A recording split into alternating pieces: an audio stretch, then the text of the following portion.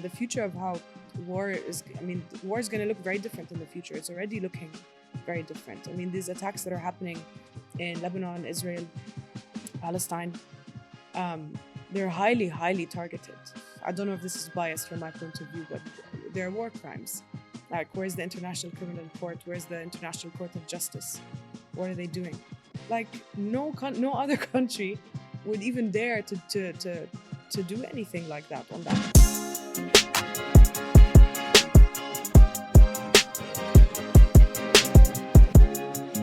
Hello and welcome to the Dollar Diaries. Today we have an extremely special guest with us. Hi Tala and Hi. welcome to the podcast. So Tala is the senior reporter for Arabian Business and also the producer for Arabian Business Michell. Welcome to the podcast, Tala. Thank you for having me. I'm shivering literally. It's so weird to be in the hot seat. I'm usually on that side. Yeah, so Yeah. Well, we'll keep it light, we'll keep it fun, and we will not bug you with questions that you don't want to answer. Sure, let's go. Okay, so to start off with, I wanted to ask what exactly got you into journalism? Was there maybe a defining moment that got you interested in journalism and covering stories? There were a few signs, I guess, since I was growing up. I used to love writing, journaling, and then I got into history. In high school, I was reading a lot about history, and then it got me thinking, like, who wrote this? Who documented all of this? And then it occurred to me eventually that journalists are the first, like, what journalists write about are actually, they're the first real document of a historical situation, right? So I was like, oh, how cool would it be to actually write history while it's happening? And then I forgot about it, and I was always really interested in the media. I got into photography for a bit. And then when I went to university, I couldn't think of anything else I wanted to do. I mean, I'd met journalists through my parents growing up, and I've always found them extremely impressive. Because, my dad would tell me, like, this guy can ask intrusive questions, like, don't, be careful. And I just really was interested in the power that they had. Mm-hmm. I guess that's how it started, the combination of all of this. And then I went to study and learned a lot about the media. I did every single section of the media. I mean, PR, advertising, journalism, of course, everything. Even media theory, politics, all that stuff. And then I realized, like, actually, multimedia journalism exists. I can still do video, photography, and writing all in one. And every day is different. And I guess probably the most important thing for me was that I've always been interested in people and, like, trying to crack people as well. So I guess that's how it started. I absolutely love the story where you mentioned that you met a journalist when you were young, your father's friend. Yeah. And the main point that he said is that don't ask too many questions because they have a habit of picking up on stuff. Yeah. So from your own experience, have you ever used that power to maybe, like, what was your most fun or challenging guest or person that you've interviewed? Actually, just last week, I interviewed Carlos Ghosn, who is the former chairman of Nissan. I chased him for a year and a half. I don't know why. I was just like, I want to talk to this man. And the good thing about being in the press is you have so much access, right, to all these people who you find interesting and impressive. And you can build your own, I guess, impression of them from the questions that you have that probably other people haven't asked, right? So I was chasing him, and through different people, he kept saying no. And then one of my sources is good friends with him, and not with him, I guess, a friend of his or a former colleague of his, and eventually put me in touch, and it worked out. Unfortunately, due to the situation in Lebanon where he's currently stuck, I couldn't do this in person. But yeah, we managed to do a virtual in-studio thing. And yeah, I mean, that was just incredible. It was like a year in the making. And despite everything going wrong, I finally sat down with him. I was so nervous. But yeah, no, that was, I think, would go down in my career as, like, probably the biggest highlight so far. That's amazing to hear. And so when it comes to journalism, a lot of us from public opinion, we know that we feel that there is a lack of maybe a paper or journalist where you don't have as many hard-hitting stories that maybe we should have. Maybe there's a lack of investigative journalism, I would say, because the only investigative journalism that I probably come across is from another tier one media where, and they only have one person assigned to it. Yeah. So what would be your take on why is there a lack of those stories where we clearly need? Because personally for me, I find a lot of stuff from Reddit, which Yeah. should not be the case. It should come from the papers, from the actual news that we see. So what's your take on the journalism landscape here, and how do you see it progressing in the next few years? Okay. I might be cancelled for saying this, but there isn't really that culture here in the journalism world, local media specifically, where you're going to chase a story and you want to be the first to publish it. Like, it's not, for some reason, it's not there as much as it should be. But also, the resources needed to have an investigative journalist full time, it's expensive. Like, from an operational point of view, like as a business, because at the end of the day, it's still a business, right? If you hire an investigative journalist, you can expect like a story could take them a month, 3 months, 6 months, but it's going to be an amazing story. But would you rather have someone who's working on one story for 6 months, or would you rather have a team of 5 working on at least a story a day or 2 a week, let's say? But a lot of the stories that we do see are, well, from my perspective, I would say PR pushed, because it's literally like, oh, this is amazing and this is happening. It's literally now reads like ads instead of papers. So, as a journalist, don't you think that's doing wrong to the public? I do agree, honestly, and this is something that bothers me personally. I've worked in newsrooms before. Oh God, I can't believe I'm saying this. People are gonna hate me. I've worked in newsrooms before where I was around journalists who didn't write, journalists who've never done an interview, journalists who don't go out to events, don't talk to PRs, not even chasing their own interests.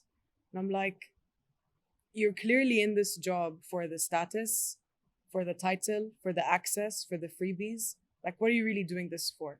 Like, are you an actual storyteller? And this really bothers me. There are only like a handful of really good journalists in the country, and we all have these conversations. It's like, what's wrong with the culture and the media here? Like, okay, there are so many things you can't talk about, understandably, but that doesn't mean you can't investigate a story. Like, I personally use Reddit for my journalism all the time, or I even get most of my stories from conversations with people. Like the other week, a friend of mine was telling me his mom's a teacher, and he's like, these kids are out of control. There's been a shortage in ADHD medicine in the UAE. And I'm like, are you sure about that? He's like, yeah, because I even have this friend as well who hasn't been able to access medicine for three months or 3 weeks. I can't remember the number now. So I was like, okay, that's like 2 sources there. Let me call a pharmacy and fact check this. Called a pharmacy. They're like, yeah, been out of stock for 3 months. Another pharmacy, yes, been out of stock for 3 months. Another one, oh, we just got our first delivery yesterday after 3 months. I'm like, okay, so there was a supply shortage in the UAE. Yeah, and for 3 nobody's months, reported and no it. one said anything. And then I asked a few friends of mine who do have ADHD. I'm like, do you have access to medicine? They're like, no. So you have to use all the resources around you. That can be a conversation. That can be Reddit. Can be the comment section of a random thing on Instagram. But you can find stories that way. Before he goes, did you find the reason as to why this shortage was happening? They just said it was like supply chain issues. No one really wanted to give me a reason. So, but yeah. Right, I guess my question there is exactly that, right? Like you said, chase your own stories, right? And Yeah. if you look at chasing your own stories, how much autonomy do you really have to do that here? Because is your agenda somewhat, to some extent, PR pushed in that you have to promote certain things because of the ties the newspaper has or the company has, because it is a business at the end of the day.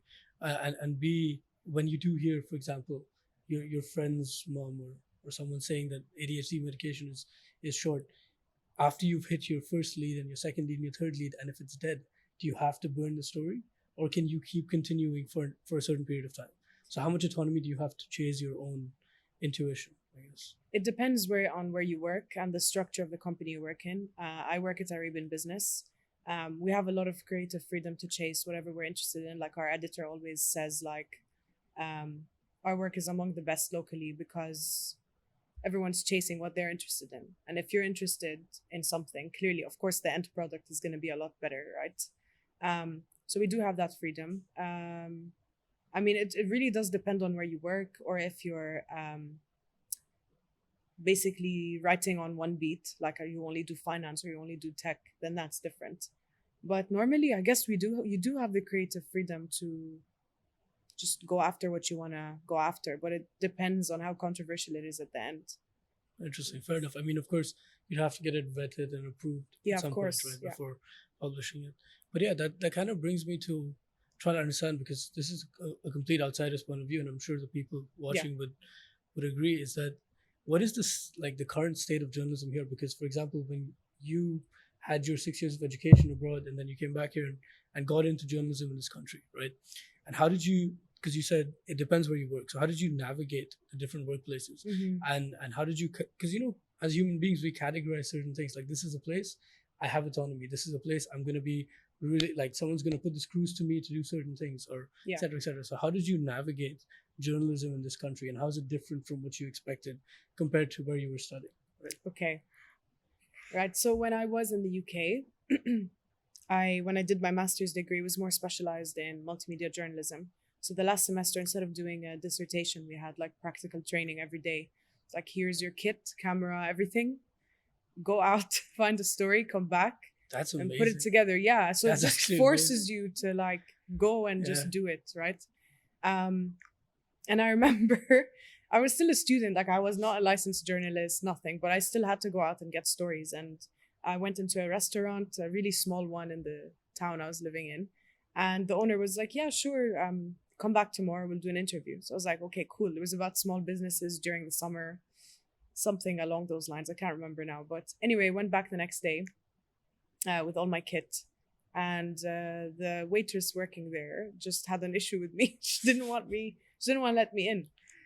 And she was like, listen, like, he doesn't have time for your little student project here. And I'm like, no, he does, because he told me to come here at this time today. And she's like, yeah, sorry, I can't help you. And I was like, where's the kitchen? Because I know he's a chef. She's like, it's at the back. It's like, okay. I took my kit. I walked right into the kitchen of the restaurant and I set up my camera and I did the interview. And everyone's like, oh, why are you doing that? Like, you can't do that. I'm like, no, I absolutely can. I mean, of course, in the UAE, there's no way in hell. Like, that would not be allowed. But I just forced my way in there. I mean, I already had approval to be there. It was just someone standing in my way saying, yeah, your little student project's not going to work here. Like, no. I want to go in and get in there and get the interview.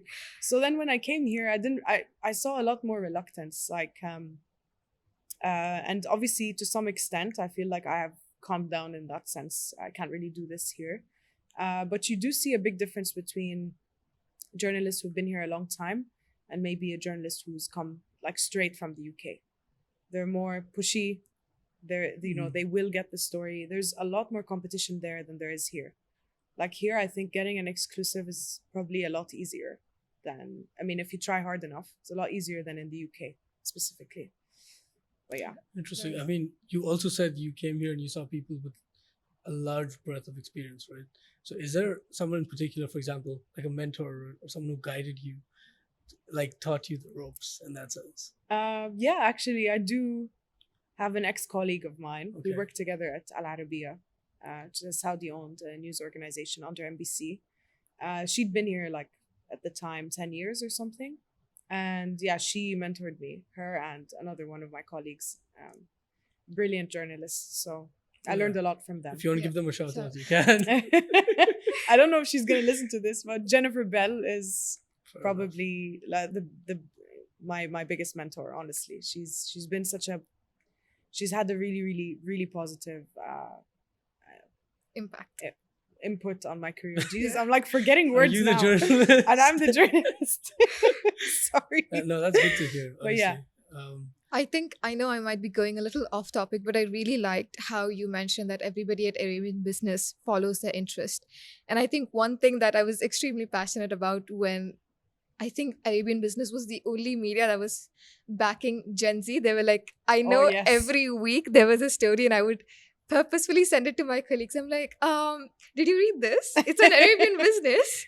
Yeah. And they would actually report how like a Gen Z's perspective, while every other media was literally just bashing Gen Z back to back. Like even the other day, I was with a friend of mine, and they're like, yeah, Gen Z's have no work ethics. I'm like, no, we do.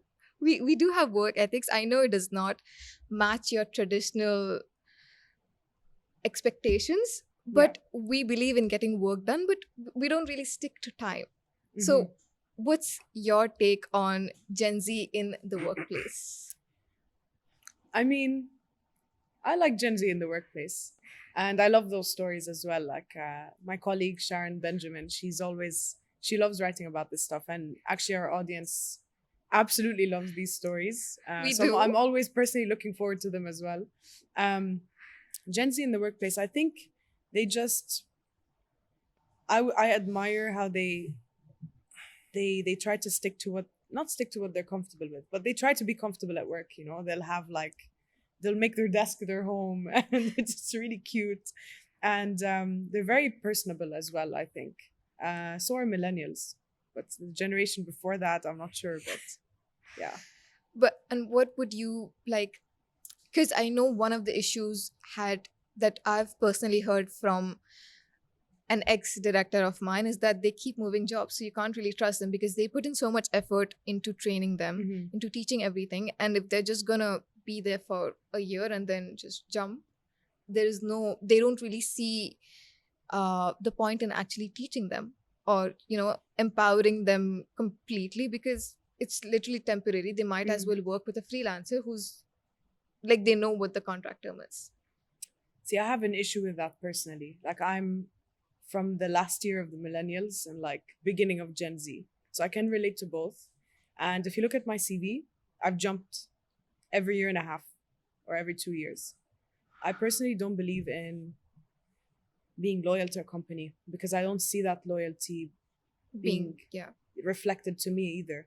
Like you said, training an employee takes a lot of resources. You're training them for the role that you hired them for at the company you work at. You're not doing them a favor. You gave them the job. You want to make sure they do it well for their own company's success. I don't know why this argument still exists. I genuinely don't. It really bothers me because it's like, okay, if a company is not going to take care of their staff, they don't really have that culture. Why do you expect your staff to be loyal? And of course, everyone is serving themselves. So if you want to move up, and the fastest way to move up, let's be honest, is to jump from company to company, learn what you can along the way, and that's it. I mean, I don't see anything wrong with that. I've sat down during interviews for jobs and they're like, and I did a lot of internships before I started working.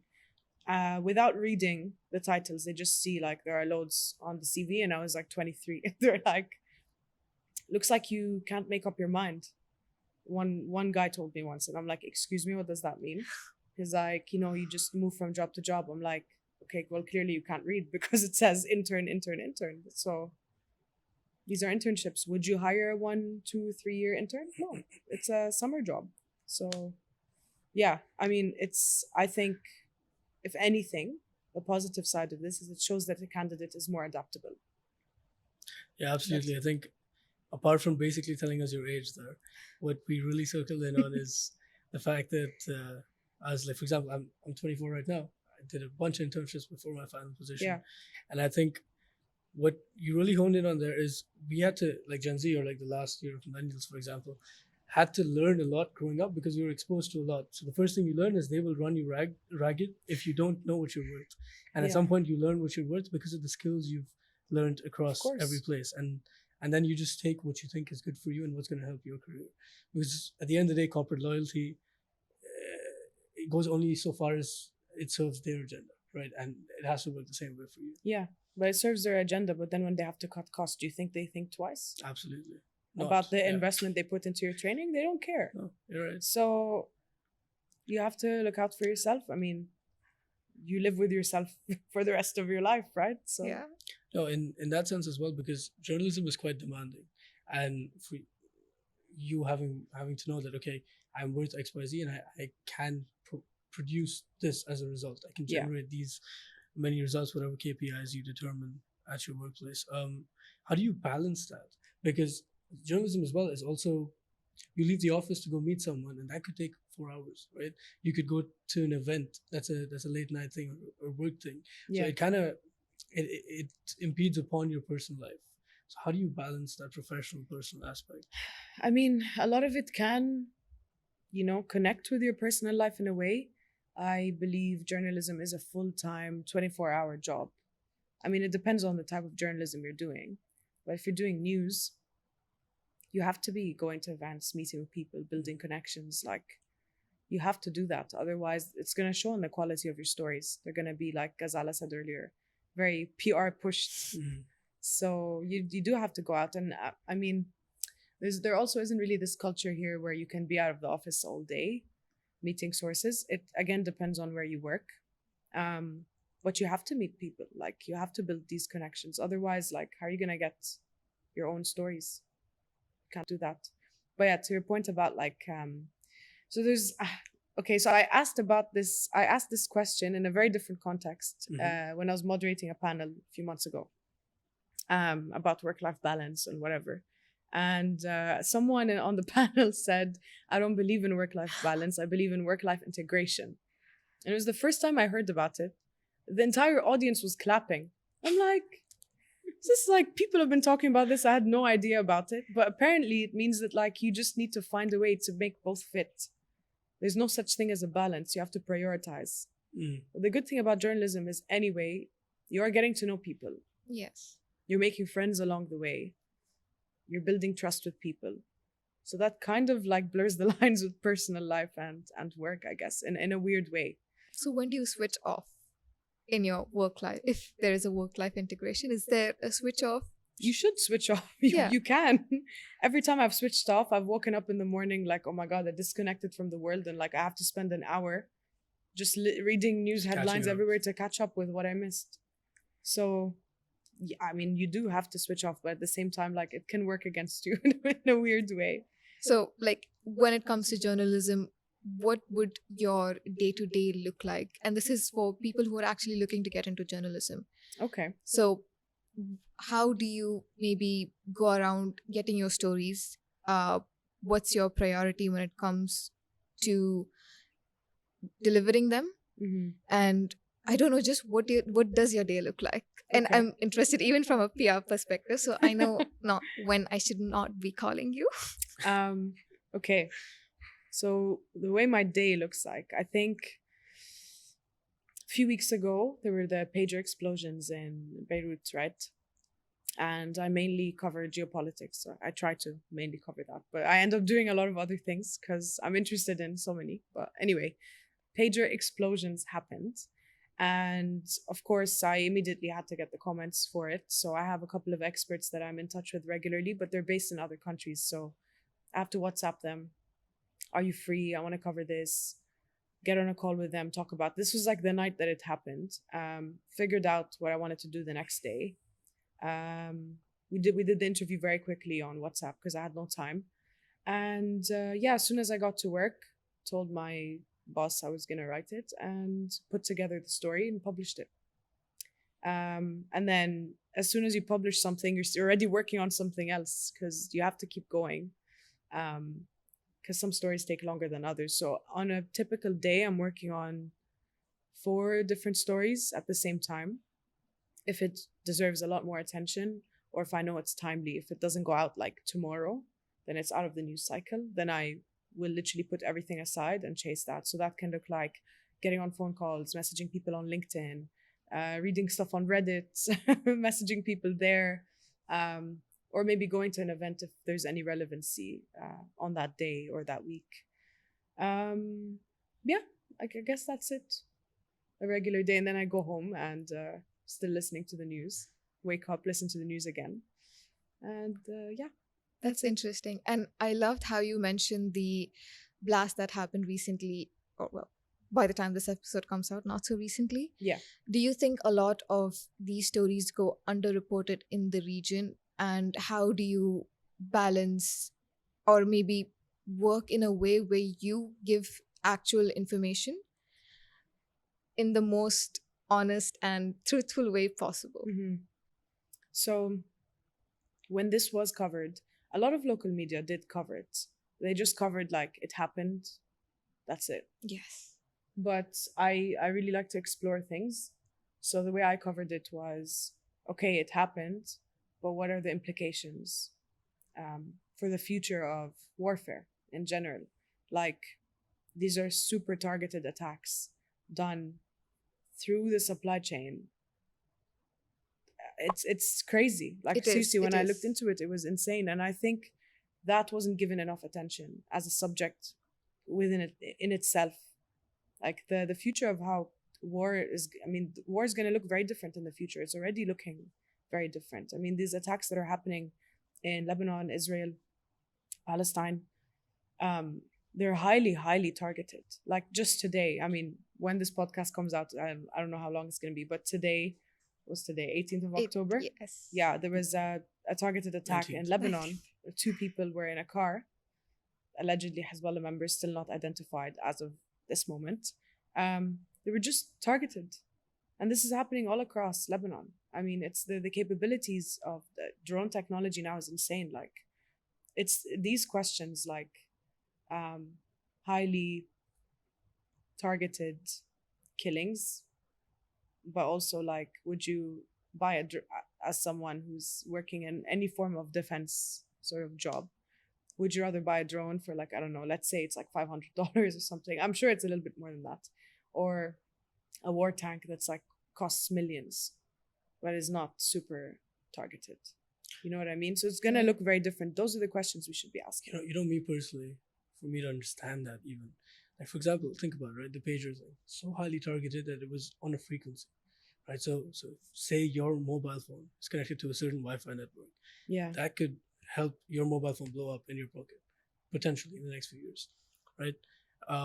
Because of the frequency not and the impossible, bandwidth, it's but not yeah. impossible. But Yeah, I'm saying stretch that line a little bit, and that is possible, right? Stretch what's happened today, and what I'm trying to get at there is, me personally, I'm trying to understand, and I don't know if this blurs the lines for your journalistic integrity. So you don't have to answer if you don't want to, but legally, what are the ramifications there? Because see, growing up, if you read history, for example, Yeah. when the missiles were near Cuba in 1967, 1963, just being off the shore of Cuba meant we were on the edge of like World War III, Yeah. right? And in this case, you could send a drone into a new country. There's no like border. You just send a drone through the air, and you could target someone in that country. So legally, in that jurisdiction, there have to be some kind of ramifications, right? And being someone who's not very educated on legal jurisdictions in warfare, Yeah. could you comment a bit on that? So I think it's important to make the distinction that Lebanon as a country is chaos, and they don't really have the capability to defend themselves properly. If a drone was over, I don't know, the US or something, or any European country, like it would never even get to a point where they could attack anyone. They already have a military in place with proper funding, no corruption on the level of Lebanon, and they can intercept it immediately. Like when Iran fired all those missiles on Tel Aviv a few weeks ago. Iron Dome. Yeah, I mean, it looked like a horror movie, genuinely, like watching it. They were mostly intercepted. Most of them were because Israel defended itself. So now I mean, this also brings a lot of arguments like what Israel's doing in Lebanon. I mean, I don't know if this is biased from my point of view, but there are war crimes.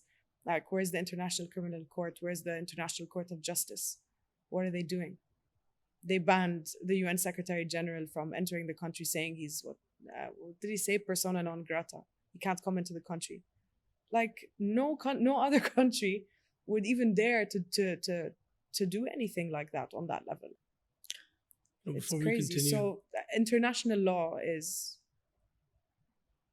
Yeah. I'm not gonna say the word, but I don't And think also it's how- effective. Let's say. Just sorry, before we continue, Yeah. I personally want to say thank you for saying it's war crimes, because for about a year, and probably for years before that as well, people have been screaming and shouting the same thing. And for someone in the industry to sit there and say that confidently, knowing that this is true to their humanity and their morality, is important. No, I mean, It's what's happening is unacceptable. It's a massacre. And Israel was able to defend, but that was not really reported by the West media. They just said, "Oh, they were attacked," That's the and thing. it Yeah, stopped. the It was rhetoric that is that was wrong. pushed. Exactly. And of course, I mean, there are also innocent civilians in Israel. They shouldn't be attacked. They shouldn't be, fearing for their lives or anything like that. But it should be reported correctly.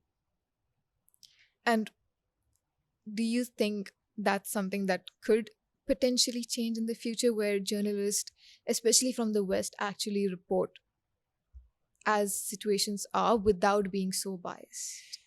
I don't 'Cause think so.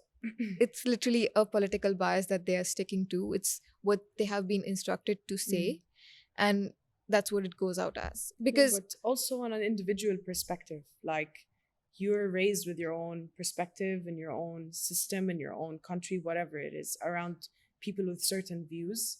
I mean, that in the end will shape you. If you're an Arab journalist writing for Western media, you're going to write it differently than a Western journalist writing about the Middle East, or even a Western journalist writing about the Middle East in the Middle East.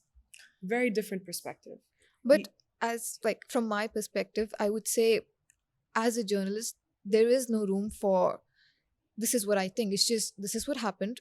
These are the facts, and that's it. There shouldn't be any room for this is what I think happened, or any room for adding in personal perspectives. It's just stating facts, and then people who read it then make their own judgment or perspective out of it. But it could be something so minor like the choice of words, Yes, which we like, see. I don't know, kills or like killed, or I don't know. There are so many minor things. I mean, over such a long period of time, when someone with a very specific perspective on the region reads it, they're going to receive it differently. Like, that's something you can't control. But journalists, yes, absolutely have to be impartial as much as possible. Segueing a bit there, because like you said, people are entrenched in their own beliefs. Right? For sure. You grow up believing a certain thing, and that's primarily because of the people you're around and your environment. And see, when I was 14, for example, I read this book called The Filter Bubble, which spoke about people being in echo chambers way before we had Instagram the way we do, and TikTok the way we do, I assume. And you see now more so than ever, people are in this echo chamber. But you believe something, and the people around you validate it. Your phone validates it for you. The news you read validates it. Everything you see and listen to allows you to reaffirm that belief over and over. Do you, and this could be slightly manipulative, but do you, as a journalist, utilize this formulation of an echo chamber almost to your advantage in some way? I don't think so, honestly. No. Okay, fair. I don't even know how to answer the rest of that question, so I was like, okay, fair. I'm just not saying. Too long of a question. I'll keep it Yeah. short. No, it's okay. I think coming back to just journalism, how has the field evolved since you started? And I think I would say personally, in a few years, I don't see physical papers being of use anymore, because we get our news, like me personally, I get all my news, I don't want to say it, but Instagram, TikTok, Reddit, and only when something catches my interest would I actually Google it and then read it from a proper news website. But if I don't know, if Instagram does not report it to me, then yeah, I think the days of typing in the website URL and checking it every morning are gone, 100%. And definitely, I mean, it is the age of social media. I get a lot of my news on Instagram and Twitter and Reddit and like news podcasts and stuff. What was your question again? Sorry. How do you see it evolving? How do I see it evolving? Yeah, AI, of course, is changing the game.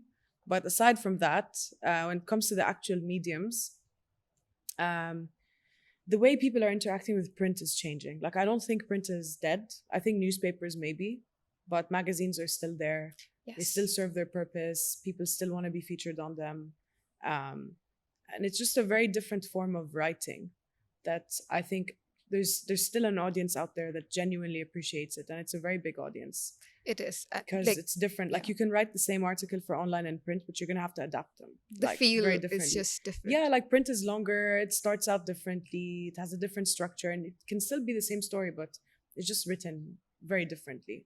So I think that medium still has a place, especially in the Middle East, but definitely like multimedia journalism, social media journalism, news agencies are going to have to catch up, especially locally. We're already starting to see like different news companies catch up. But yeah.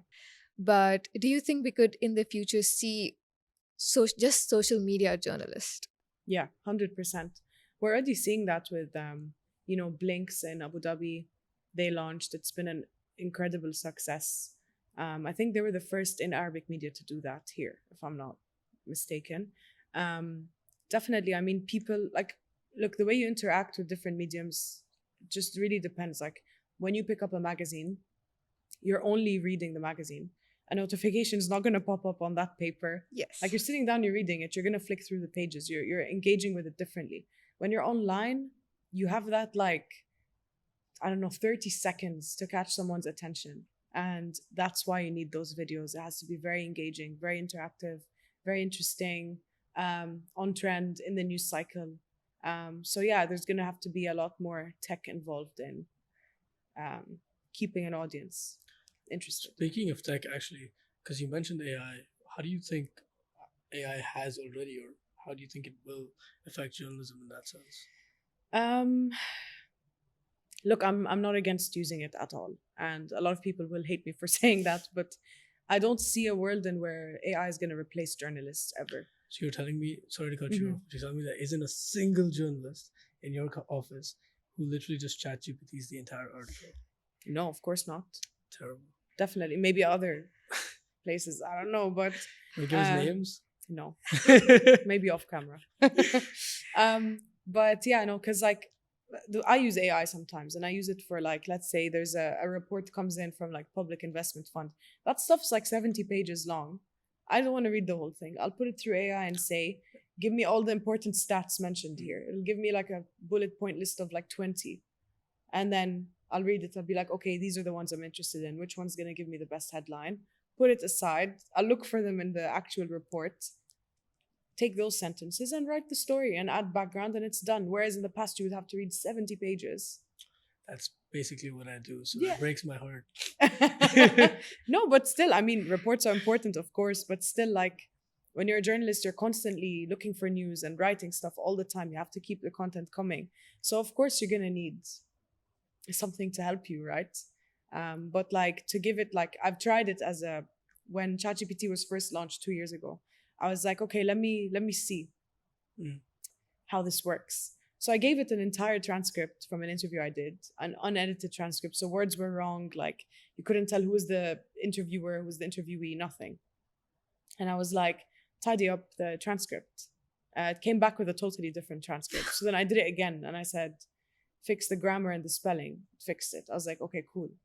Then I said, okay, act like a journalist, write a news article on this. I don't know, 500 words, whatever. Came back with utter garbage. Garbage. Rewrote the quotes.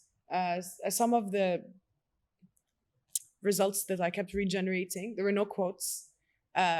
Made up a lot of information. Took things out of context.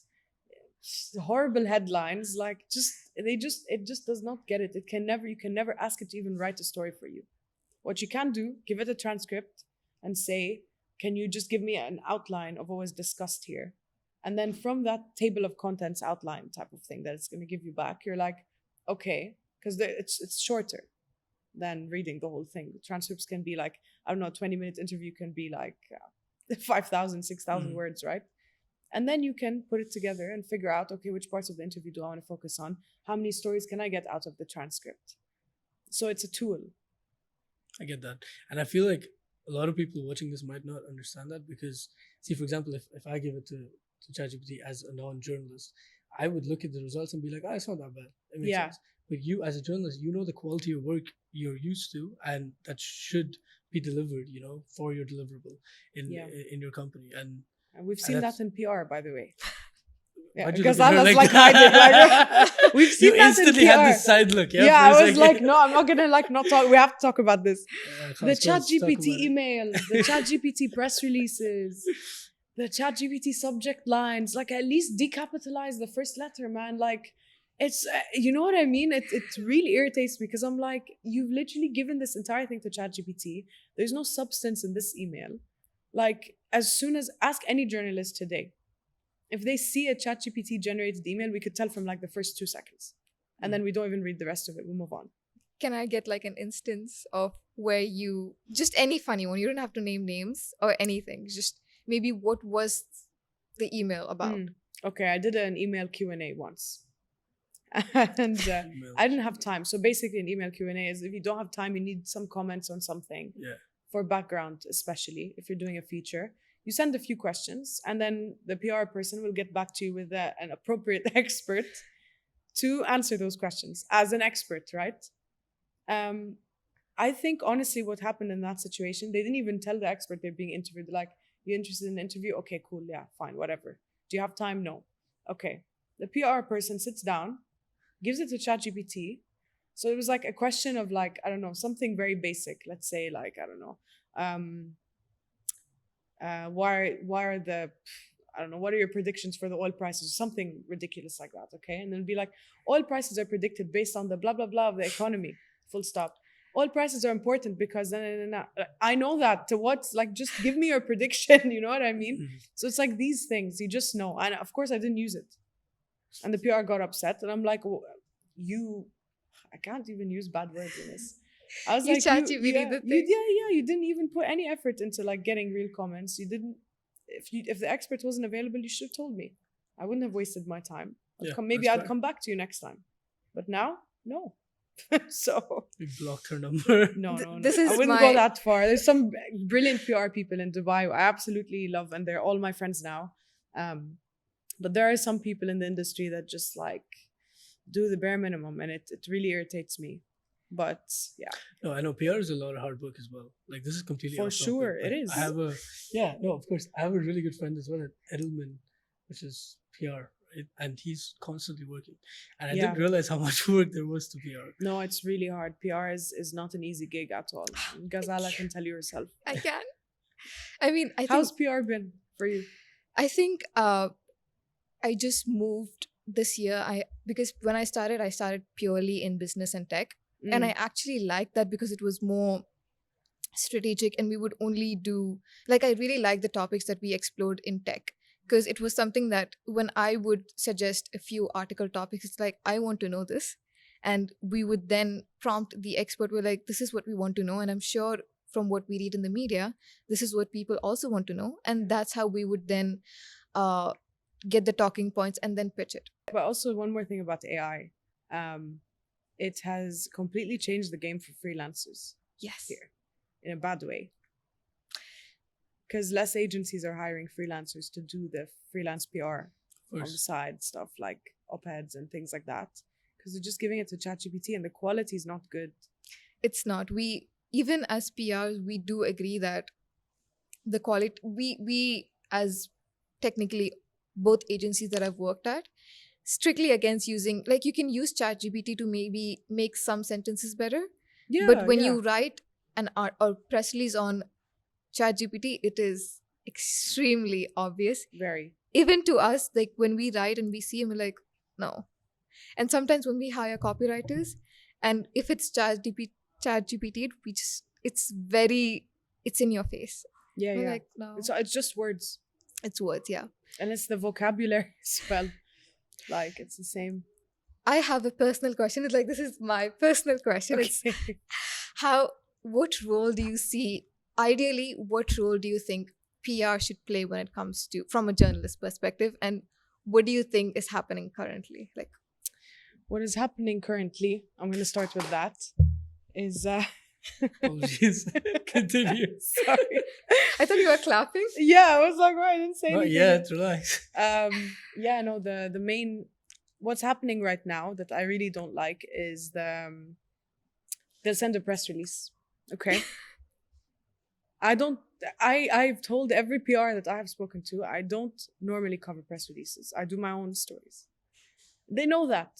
They still send the press release. Fine, I'm on a mailing list. Cool. Then they'll email me back. No, they'll call as they're clicking send on the landline. Hi, did you receive the press release? Yes, I just received it. Are you going to cover it? I don't know. Okay. follow-up email in like 20 minutes. If I don't answer there, WhatsApp. If I don't answer on WhatsApp, LinkedIn. If I don't answer on LinkedIn, Instagram. Leave me alone. It's just a press release. Like, relax. So this is what bothers me. And this happens daily. If they don't go through this whole chain, at least they make it to like WhatsApp. Like, that's like 3 layers of like contacting me. And my inbox is flooded with all this stuff that I'm not going to touch anyway. That bothers me so much. And like, there's this thing, it's just the spamming, constant spamming, like, relax, you know? So I lose personal messages in between. I lose important interview pitches in between. I don't know. I feel like they should really tailor their approach when they're like contacting journalists. Like, you can't go to a lifestyle journalist about B2B tech, you know, but then you're going to come to a journalist who does like business news and pitch something, I don't know, like about the UFC and like force me to cover it. Yeah. Like, I mean, no hate to those PRs. I love them, but it's just an example. Do you want to cover our fund next year? Which fund? Oh my God. I'm like on my weekend sitting here doing a podcast and I'm being pitched. No, I'm playing. I'll pitch you next year, don't worry. Okay. Khalas. No problem. Like, you know, your number is going to get blocked. It'll be an archive, man. I'll tell you about it after, off camera. No, we're not pitching today. Don't worry. Don't worry. It's okay. It's okay. Where was I going with that? Yeah, I think we're just like in a very jolly mood to be asking more questions, but just to stay true to the podcast's theme. Yes. As a journalist or somebody who does work with a lot of experts from the business world and the finance world, do you think what would be your key learnings be when it comes to maybe managing personal finance, or what's really caught your interest in the past few months? Okay. Personal finance is a tricky one. Or finance and how the financial landscape is changing here. Obviously the cost of living has gone up, especially if you're from the generation that started working right before COVID. Things were very cheap and then they got cheaper and suddenly it was like, your rent is 100,000. But yeah, no, like you always have to try to stick to some kind of format. And for me, the thing that always works best is make sure, this is a universal rule, that you're not really spending more than 30% of your monthly salary on rent. That alone solves a lot of issues. Like, if you're spending less than that, you're good. You can save, you can spend, you're good. That's like the main personal finance advice I would give. But in terms of budgeting, I'm still learning how to do that. I'm not great at it, but yeah. You mentioned Mangati. You said real estate a couple times. Do you have experience in the industry here? Because I feel like this is an on-theme question we have to ask every guest. Everyone? No, I don't have any experience. We write about it a lot at Arabian Business. But yeah, I don't really have experience. I've met a lot of people in real estate. I have a lot of friends who work in real estate, but I mean, no. No personal experience. Yeah. It would be great. After I watched Selling Sunset, like every other woman in the world, I was like, oh my God, I would kill it at real estate. But yeah, I don't think I have thick enough skin to do it, to be honest. Really? I feel like as a journalist, you'd require thicker skin than being a real estate consultant. I don't know. In real estate, there's like money involved. Fair, actually. Like, it would hurt like extra. Yeah. It would hurt double than like getting rejected in an interview, right? So that makes sense. And you can't keep pushing them to pay you. With an interview, you can like maybe push them again in a month, or that's what you do as PR. Just every once in a while, just spam me on WhatsApp. No, not the WhatsApp part, but maybe email. No, yeah. I mean, you have to. It's your job. You're doing your job. So. But I think that brings us to the end of the podcast. Tala, it was so amazing to have you and truly, truly appreciate your time. Thank you so much for being here with us today. Thank you for having me.